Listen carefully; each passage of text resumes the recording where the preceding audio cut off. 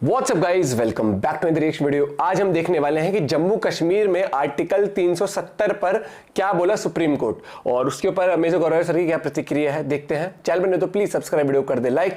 और भाई देखो, आर्टिकल 370 और पाकिस्तान, मतलब जब भी आ जाए ना तो पाकिस्तान में कुछ होना हो, वो भाई सुन लेना, आर्टिकल 370 की बात हो रही है, पूछ जाएंगे कि भैया हमें बात करनी है, हमें कुएं से फुदक के जैसे मेंढक आते हैं ना बरसात में, ऐसे आते हैं। चैनल पर नहीं हो तो प्लीज सब्सक्राइब, वीडियो कर they like. 1 2 3 go. 5 member bench Bharat के सुप्रीम कोर्ट की, headed by justice Chandrachud, chief justice of India, वो क्या बोलते हैं 35A के बारे में। आर्टिकल 35A, आर्टिकल 370 एक साथ निकाले गए थे दोनों के दोनों। 35A के बारे में चंद्रचूड़ साहब क्या बोलते हैं। कहते हैं कि लोगों को बेचा गया, पॉलिटिकल पार्टीज ने यह कह के बेचा कि यह प्रिविलेज है, यानी कि आपके लिए कोई स्पेशल हम चीज दे रहे हैं, पर असल में यह डिस्क्रिमिनेशन था, ये बाकी लोगों के खिलाफ भेदभाव था। अब मैं आपको आगे बताता हूं चीफ जस्टिस साहब ने क्या बोला, और पूरी बेंच के लिए बोल रहे हैं, वो तो अकेले थोड़ा ना बोल रहे हैं, पूरी बेंच के लिए बोल रहे हैं कि साहब इससे जॉब अपॉर्चुनिटीज डिनाई करी गई। हां ठीक है। तो दोस्तों, चीफ जस्टिस ऑफ इंडिया ने क्या बोला, बोला कि साहब हां, जम्मू और कश्मीर के नागरिकों को कुछ खास प्रिविलेजेस दी गई, इसमें कोई शक नहीं है, उनका एक स्पेशल स्टेटस था, इसमें कोई शक नहीं है, लेकिन इस स्पेशल स्टेटस और इस प्रिविलेज के चक्कर में बाकी लोगों की फंडामेंटल राइट्स को कुचला गया। ठीक है जी। यानी कि आप जम्मू कश्मीर के नागरिक होते हुए आप पूरे भारत में नौकरी कर सकते हैं, लेकिन भारतवासी जम्मू और कश्मीर में नौकरी नहीं कर सकता। आप जमीन नहीं खरीद सकते, वो कर सकते, लेकिन आप वहां पे ये नहीं कर सकते, वो नहीं कर सकते। और ये छोड़ दीजिए, कुछ लोग ऐसे भी थे जो जम्मू कश्मीर में अभी भी हैं, लेकिन 370-35 से हटने के पहले वो वहां पे कई पुश्तों से रह रहे हैं, लेकिन उनको भी अधिकार नहीं दिए। और अगर कोई जम्मू कश्मीर की लड़की किसी बाहर के स्टेट के लड़के से शादी करती है, आउटसाइड द स्टेट, तो उसके पास कोई प्रॉपर्टी का, ऐसे कई सारी ऐसी चीजें थी जिसके बारे में कहा है आज, मतलब बातें हुई हैं इनके मामले में। और मुझे लगता है कि बहुत बड़ा बयान है। देखिए, 370-35 से कुछ भी नहीं है, ठीक है, ये सब फ्रॉड है, और हमारे कश्मीरी भाई बहनों को ये दो पॉलिटिकल पार्टीज ने झूठ बोला है। मैं आपको सच सच बताता हूं, जो मेरे कश्मीरी भाई बहन सुन रहे हैं ना, आप एक बता दो आपको क्या फायदा हुआ, आपको फायदा क्या हुआ है 35 से 370 अगर बता दो तो। हाँ, जिद करनी है किसी को और जिद करके अपना पॉइंट प्रूव करना, वो अलग बात है, लेकिन आपको फायदा क्या हुआ एक बात बता दीजिए। आपको नुकसान ही नुकसान हुआ है, और आपको इतना ज्यादा नुकसान हुआ है क्योंकि इन लोगों ने आपके दिमाग में, महबूबा मुफ्ती के परिवार और फारूक अब्दुल्ला के परिवार, इन्होंने क्या करा, आपके दिमाग में एक कीड़ा रख दिया, आपके दिमाग में गलत बात डाल दी। क्या गलत बात डाल दी आपके दिमाग में? यह बात डाल दी कि साहब आप बिल्कुल भारत से अलग हैं, आप कुछ स्पेशल नहीं है। कोई स्पेशल नहीं है यार, मैं और आप बराबर हैं। जब तक आप ये मानते रहेंगे कि आप दुनिया भर से स्पेशल हैं, आप कुछ अलग ही हैं, तो सिर्फ आपको नुकसान होगा, दुनिया को कुछ नहीं होने वाला। भारत में देखिए, हर एक राज्य तरक्की कर रहा है। बिल्कुल। उत्तर प्रदेश, जहां पे लोग आज से 10 साल पहले आने से डरते थे, 8 साल आने से पहले डरते थे, मैं तो तब का यहाँ पे नोएडा में रह रहा हूँ, लोग आने से डरते थे, आज की तारीख में वो कह रहे हैं, प्लान बना रहे हैं $1 ट्रिलियन इकोनॉमी का। वो कह रहे हैं साहब माइक्रोसॉफ्ट का कैंपस लग गया, विप्रो का कैंपस लग गया, फलाने का, इन्फोसिस का, किसका कुछ का, दुनिया भर की इन्वेस्टमेंट यहाँ पे आ गई। कुछ इन्वेस्टमेंट पहले से थी, राइट, मैं ये नहीं कह रहा कि सारी इन्वेस्टमेंट अभी आई है, कुछ इन्वेस्टमेंट पहले से भी थी, ऐसी बात नहीं है, लेकिन अब उसमें ऐसा लगता है कि स्टेरॉइड्स लग गए, सब तरक्की कर रहे हैं। आप बैंगलोर देखो कहां से कहां पहुंच गया यार बैंगलोर। और बैंगलोर का जो सफर है दोस्तों, वो 30-35 साल का सफर है। वो बैंगलोर का जो पूरा सफर है 30-35-40 साल का, उसके पहले सॉफ्टवेयर कहां था, ये इन्फोसिस आए, विप्रो, ये सब, ये कहां से आए?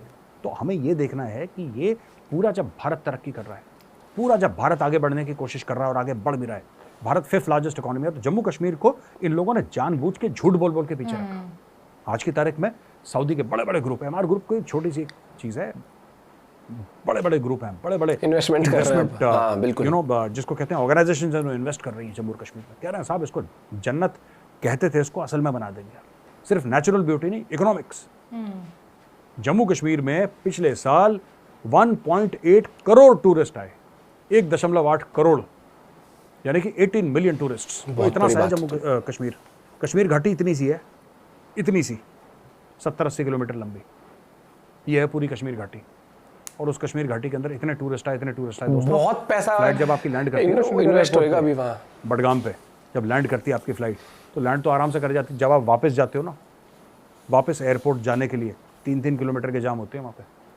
आप कभी श्रीनगर के एयरपोर्ट के अंदर घुस के दिखाना, तब आपको पता लगेगा। इतने टूरिस्ट हैं वहाँ पे, पैर रखने की जगह नहीं है वहाँ पे। ये क्यों हुआ? आज की तारीख में कश्मीरी खुशहाल है, लेकिन ये सब ना, ये महबूबा मुफ्ती अलग चीज़ है, कुछ और है वहाँ पे क्रांतिकारी विचारधारा वाले जो कहते हैं ना, वो भी मजाक में कह रहा हूँ, क्रांतिकारी असल में नहीं है क्रांतिकारी। जो लोग ये कहते हैं कि साहब हम ये कोई टीचर है, मैं सुन रहा था कि टीचर गया वहाँ पे, मैं केस लड़ूंगा सुप्रीम कोर्ट में। क्यों अपना वक्त ज़ाया कर रहे हो यार? क्यों वक्त ज़ाया कर रहे हो? क्यों अपने स्टूडेंट्स की ज़िंदगी, अपनी ज़िंदगी खराब कर रहे हो, केस लड़ रहे हो? ये झूठा है, फ्रॉड है 370-35 से। तुम्हें झूठ बोला है दो मुफ्ती परिवार ने और अब्दुल्ला परिवार ने, they have lied to you. ये फ्रॉड है पूरा। आपको ये देखना चाहिए कि कश्मीरी की जेब में पैसा और कैसे आए। बिल्कुल सही बात। ठीक है, कश्मीरियों की जेब में और डिस्पोजेबल इनकम जिसको कहते हैं। अगर मैं यूपी में काम कर रहा हूं, मैं ये देखूंगा भैया उत्तर प्रदेश में जो लोग हैं उनके पास और पैसा कैसे आया उनकी जेब में, और पैसा कैसे। जो तमिलनाडु में वो तमिलनाडु का देखेगा, जो केरला का है केरला का देखेगा, जो कर्नाटका का है कर्नाटका का देखेगा। सब लोग अपने अपने राज्य का देखेंगे कि उनके राज्य का किस तरीके से वेलफेयर हो। लेकिन आपके राज्य वालों ने क्या देखा? जब आपका राज्य था, अब तो यूनियन टेरिटरी, उन्होंने देखा कितना घटिया इंफ्रास्ट्रक्चर, कितना घटिया इंफ्रास्ट्रक्चर। लोग डरते थे, बिना पैसे दिए एक जाने जमाना था से कश्मीर में। भी ना। अब थोड़ा सा पहले से कम है, लेकिन corruption is a very big problem in Jammu and Kashmir. अभी थोड़ा सा कम हुई है। एक जमाने में तो ऐसा था कि साहब फाइल में जब तक पैसा डाल के ना डालो काम आगे नहीं बढ़ता था। बोलियां लगी हैं थाने की यहाँ पे, एक जमाने की बात कर रहा हूँ, आज की बात नहीं कर रहा। बोलियां लगती थी थाने की, आई नो पर्सनली, मैं तो जानता हूँ। अब काफ़ी हद तक मामला ठीक, अभी और लंबा रास्ता है कश्मीर का दोस्तों, अभी भी काफ़ी लंबा रास्ता है। सारी प्रॉब्लम सॉल्व नहीं हुई है। कोई आपको ये गलत बताए कि अब सब टिंच हो गया ना, नो नॉट एट ऑल। लेकिन काफ़ी हद तक मामला ठीक हो गया कश्मीर का, काफ़ी हद तक। G20 की मीटिंग करवा दी यार, और क्या। G20 की मीटिंग कराई थी दोस्तों अगली खबर ये है कि चीन ने पहले तो कुछ समय पहले अरुणाचल प्रदेश में 11 जगहों के उसने नाम चेंज करे थे। आप ना चीनी मीनी चाव चाव नाम रख दिए थे। 11 जगह पहले थे। इंडियन नाम थे, उन्होंने अपने चाइनीज नाम रख दिए। चलो कोई बात नहीं, नामकरण कर दिया इन्होंने। भाइयों ने अब क्या करा है कि एक नया नक्शा निकाला है चाइना ने, और उस नक्शे में क्या कहते हैं ये लोग? नक्शे में ये कहते हैं भाई लोग कि साहब पूरा का पूरा अरुणाचल हमारा है, ठीक है, पूरा का पूरा साउथ चाइना सी हमारा है भाई साहब, पूरा साउथ चाइना सी इनका है, वियतनाम का नहीं है, ठीक है। जबकि वियतनाम क्लेम करता है, और 4-5 देश हैं जो क्लेम कर रहे हैं, किसी का नहीं है, सिर्फ चाइना का। हड़प लो, पूरा ताइवान हमारा है। ये मैं तो कह रहा हूं कि पूरी दुनिया को ना, मैं चाइनीज को क्या करना चाहिए, पूरी दुनिया का जो ग्लोब है ना, ग्लोब होता है ना, ग्लोब के ऊपर लाल झंडा बना के जो तारे तूरे लगे रहते हैं इनके चाइना के, वो लगा के खत्म करो, बोलो मेड इन चाइना यार। पूरी दुनिया हड़प लो तुम लोग, तुम्हारा पेट पागल हो गया क्या? दोस्तों मैं आपको बता रहा हूँ, ये अभी इंडिया का इसके ऊपर जवाब आ गया कि ये सब चीज़ों में, ये सब हम रिजेक्ट करते हैं इसको। इंडिया ने भी ज़्यादा तवज्जो नहीं दी, लेकिन मैं कह रहा हूँ इसका जवाब देना पड़ेगा। लेकिन चीन ने बड़े, जिसको कहते हैं खतरनाक समय पे काम करा है, और जानबूझ के करा है। अभी मोदी जी की मीटिंग हुई थी शी जिनपिंग से, कहाँ पे, जोहान्सबर्ग में, किसमें, ब्रिक्स समिट में। याद है आपको, हमने कवर करा था, ब्रिक्स समिट में मीटिंग हुई मोदी जी की, और वहाँ पे दोनों लीडर ने ये डिसाइड करा था कि लद्दाख से पीछे हटेंगे चाइनीज फौजें। ये बात हुई थी, उन्होंने बोला हाँ ठीक है हम लोग वर्क करेंगे। अब जाके ये नक्शा आ जाता है। इसका मतलब क्या है? यानी कि चीन की नियत में खोट है दोस्तों, चाइनीज नियत में खोट यहाँ से नहीं तो यहाँ से।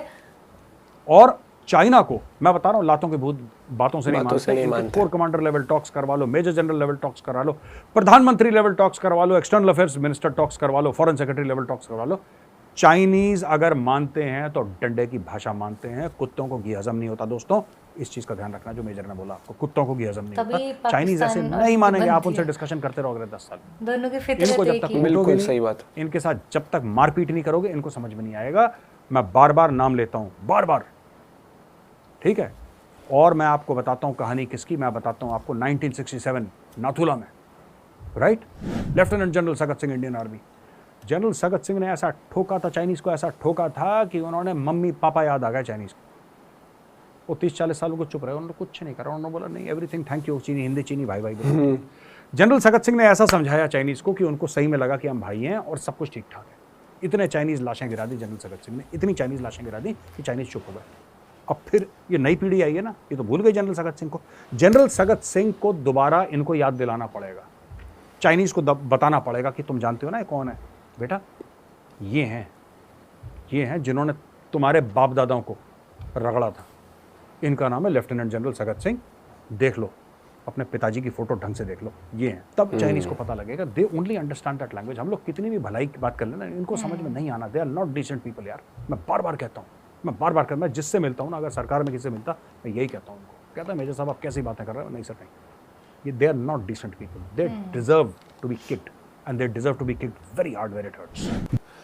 जो दो डिस्कशन हुए आज, एक तो हुआ आर्टिकल 370 के ऊपर। भाई देखो, पता है क्या, कोई भी एक राज्य तभी डेवलपमेंट करते हैं कंट्री जब उसमें इन्वेस्टमेंट्स भी आती हैं। एक चीज देखियो, नहीं जैसे ये बताया था ना कि कुछ ही लोग हैं जो उन्हें फालतू कर करके उनका माइंड, वो सेम चीज पाकिस्तान के साथ भी है, वो भी डेवलपमेंट से खुश नहीं है। उनके माइंडसेट में डाला हुआ है, बस में डाला हुआ है कि ये कर दोगे तो ये हो जाएगा, ये कर दोगे। वहां से क्या बोला, चांद पे जाना हराम है, चांद पे नहीं जाना चाहिए। तो ये जब उल्टी सीधी चीजें तुम माइंड में डाल देते हो ना, जब माइंड में ऐसे ही पीछे रह जाते हैं। और चाइना का तो मुझे सीरियसली ऐसा लगता है कि मतलब या तो थोड़े डम्ब वाली हरकतें लगती है कई बार कि भाई ये कर क्या रहे हैं, मतलब सीरियसली थोड़ा सा लॉजिक से चल ले। ये ऐसा लगता है कि ये शांति चाहता ही नहीं है। नहीं, हाँ, तभी तो इन दोनों की बनती है। शांति चाहता ही नहीं है बिल्कुल भी। बिल्कुल ही बाप बेटे दोनों एक से हैं। जैसे ये और पाकिस्तान को बोलते हैं ना कि बिल्कुल हमारा तो ब्लड ब्रदर है, ब्लड ब्रदर है, घंटा ब्लड ब्रदर। तभी हाँ, ब्लड शेड करना इनका फेवरेट काम है ना, तो इसीलिए ब्लड ब्रदर है। क्या बोले भैया इनके लिए तो आप भी थोड़ा सा ज्ञान दे सकते हो। और बाकी मुझे लगता है कि अब जिस तरीके से टूरिज्म बूस्टअप हो रहा है ना कश्मीर में, भाई साहब नेक्स्ट लेवल। एक टाइम था, एक तो बहुत ज्यादा इतनी मतलब डेवलपमेंट तो थी नहीं इतनी, ठीक है, लोग सिक्योरिटी रीजन भी देख, लोग इतना डरते थे, मतलब बहुत फर्क पड़ा है, बहुत फर्क पड़ा है। और वही वाली बात भी आ गई कि जब तक इन्वेस्टमेंट्स नहीं होंगी तब तक टूरिज्म कैसे बढ़ेगा। जब वहां पर अब तो सुनने में वो मॉल भी बन रहा है अभी, तो बहुत सारी चीजें आएंगी, इंफ्रास्ट्रक्चर बहुत अच्छा डेवलप हो जाएगा, बड़े बड़े होटल्स खुल जाएंगे, तो बहुत चीजें एक साथ होंगी ना, तो बहुत फर्क पड़ेगा टूरिज्म में। और फिर लगा लो कि कितनी सारी एडवेंचरस एक्टिविटीज और भी बढ़ चढ़कर वहां पर प्लान हो सकती है, बहुत कुछ हो सकता है। एक बात जो वहां पे जो रोजगार मिलेगा वो वहीं के लोगों को मिलेगा, तो ओवरऑल डेवलपमेंट होगा। तो यही चीज थोड़ी सोचने वाली बात है। लेकिन वो है ना, जो पुड़िया उस तरीके की दी थी लोगों को कि नहीं, ये आपका पॉइंट ऑफ व्यू क्या है जरूर बताइएगा। मिलते हैं वीडियो के साथ, बाय, टेक केयर।